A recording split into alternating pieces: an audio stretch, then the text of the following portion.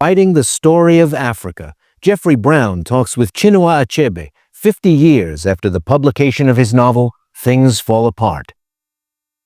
For a long time, the story of Africa was told almost exclusively through the words of European writers. That began to change in the 1950s as African countries achieved independence and African writers began to tell their own stories. One book in particular, Things Fall Apart, published in 1958, has become a classic of world literature, translated into Once upon a time, late 19th century, there was a village in what is now Nigeria. It was a world filled with tradition, gods, and a society that had survived for generations. But, as the title suggests, things fall apart.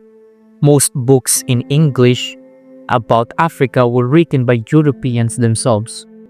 Achebe flipped the script, showing the depth of Igbo society and the devastating effects of colonialism. At the heart of this story is Okonkwo, a man whose name carries weight across the 9 villages.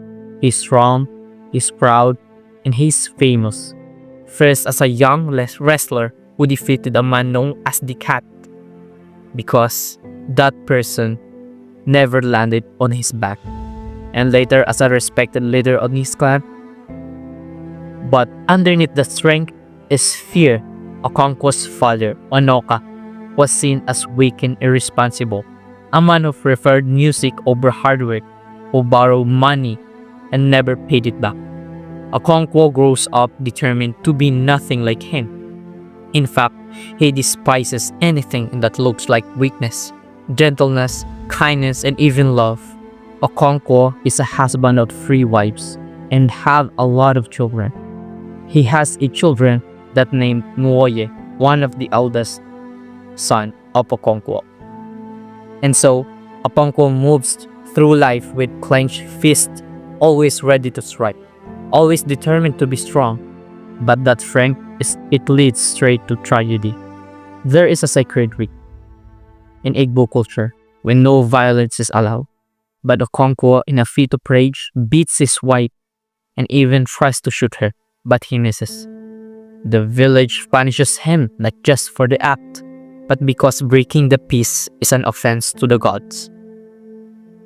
Now, there is a boy named Ikemefuna, given to the village as part of peace settlement. He lives in Okonkwo's household for 3 years, calls him father, and becomes part of the family. But when the elders decide that Ikemefuna must die, Okonkwo is warned not to take part. Yet, when the moment comes, he delivers the final blow because he's afraid of looking weak, but deep inside, he's hurt. Now during a funeral, Okonkwo's gun goes off by accident, killing a young boy. Even though it wasn't intentional, it is considered a female crime, an ironic label given Okonkwo's obsession with masculinity. As punishment, he is banished for 7 years.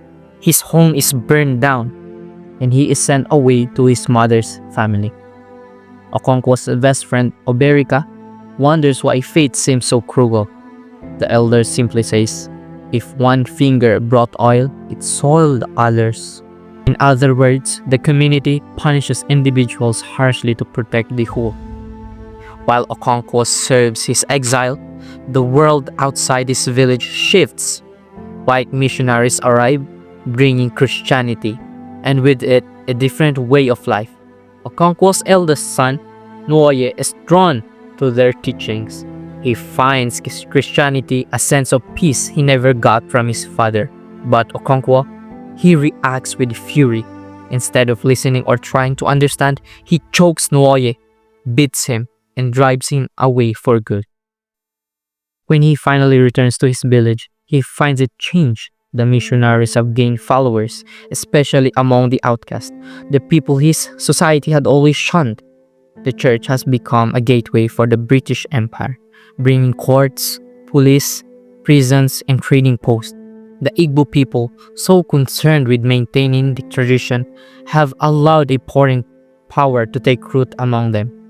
Okonkwo watches in horror as his worlds crumble.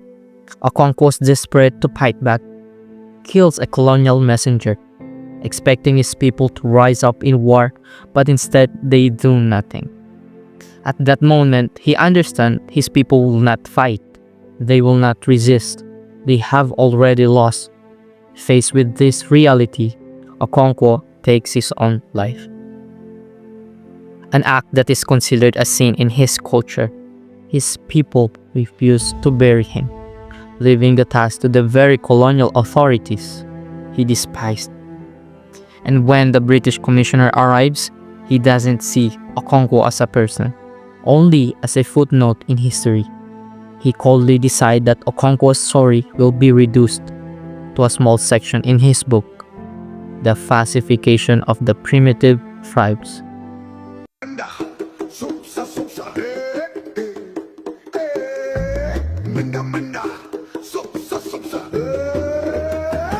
Mindanao, Mindanao, Mindanao, Sub-Saharan Mindanao.